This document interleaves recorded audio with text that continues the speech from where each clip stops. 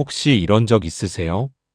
열심히 살았는데, 잘하려고 노력했는데, 결과가 오히려 더 나빠진 것 같아서 그냥 멍하니 앉아있게 되는 날. 내가 뭘 잘못한 걸까?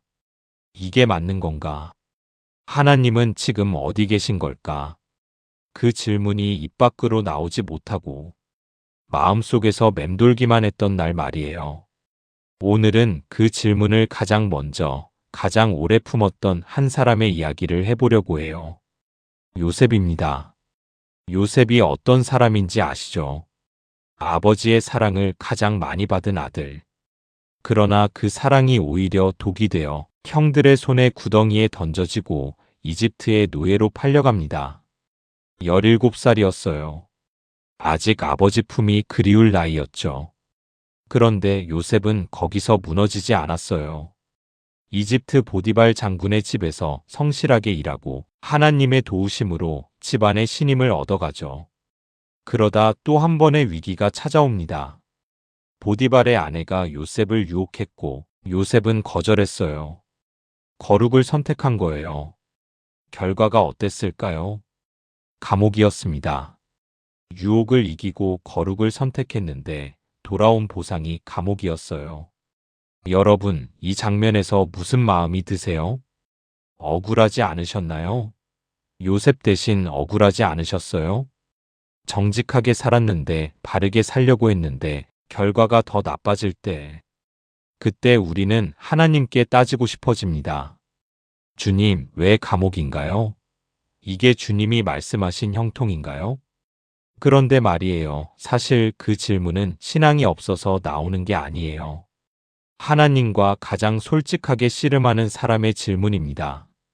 감옥은 구덩이보다 더 절망적인 공간이에요. 구덩이는 언젠가 건져질 수 있다는 희망이라도 있어요. 감옥은 달라요. 법적 판결 없이는 나갈 수 없는 폐쇄된 공간이에요. 그런데 놀라운 일이 벌어집니다. 요셉은 그 감옥 안에서 자기 연민에 빠지지 않았어요. 나는 왜 이렇게 억울한가라고 벽만 바라보고 있지 않았어요. 오히려 자신보다 더 큰 근심에 빠진 사람들을 살피기 시작합니다. 바로 왕의 두 관원장이 감옥에 들어왔을 때예요. 요셉은 그들의 안색이 좋지 않은 것을 먼저 알아채고 먼저 다가가서 묻습니다. 오늘 안색이 좋지 않으신데 무슨 일이 있으셨습니까? 자, 여기서 잠깐. 내가 죽게 생겼는데 남의 안색을 살피는 게 가능할까요? 자기 억울함으로 가득 찬 사람이 타인의 근심을 먼저 볼 수 있을까요? 요셉은 할 수 있었어요. 몸은 갇혀 있었지만 그의 영혼은 갇히지 않았거든요. 그들이 꿈 때문에 근심한다는 것을 알게 된 요셉이 말합니다. 해석은 하나님께 있지 아니하니이까. 청하건대 내게 이르소서. 창세기 40장 8절. 이 한 문장 속에 요셉의 신앙이 다 들어있어요. 해석은 하나님께 있다.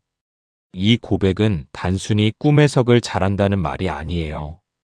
지금 내가 처한 이 감옥이라는 상황의 해석권도, 내 인생의 해석권도 사람이 아닌 하나님께 있다는 선포예요. 그런데 요셉에게 또 한 번의 잔인한 시간이 찾아옵니다. 요셉은 꿈 해석을 통해 살아남을 관원장에게 부탁했어요. 당신이 잘 되시거든 나를 기억해 주세요. 그 관원장은 살아났습니다. 궁으로 돌아갔습니다. 그리고 잊었습니다. 성경은 냉정하게 기록해요. 술 맡은 관원장이 요셉을 기억하지 못하고 그를 잊었더라. 그 잊혀진 시간이 얼마였을까요? 2년이었습니다. 730일.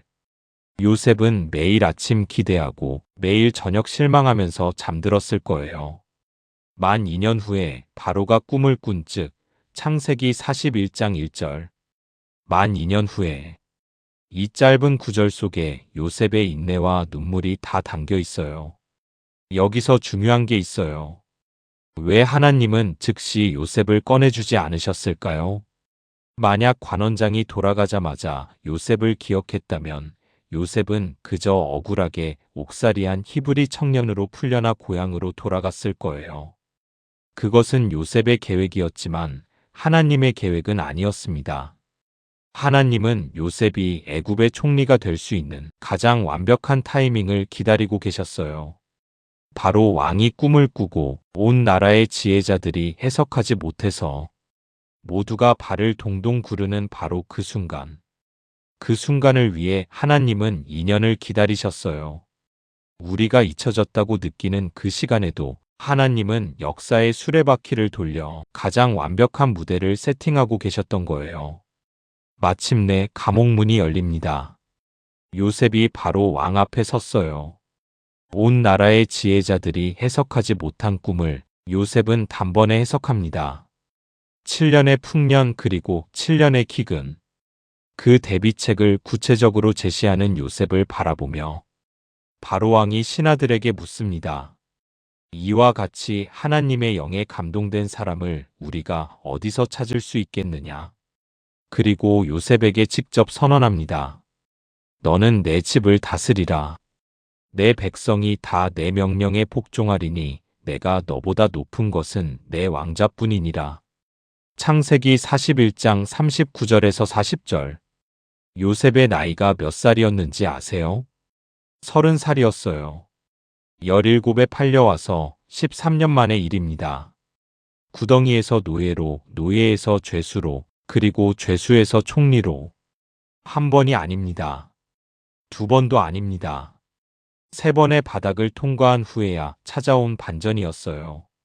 그런데 여기서 이것만은 꼭 기억하셨으면 해요. 요셉에게 총리가 된 것은 목표가 아니었어요.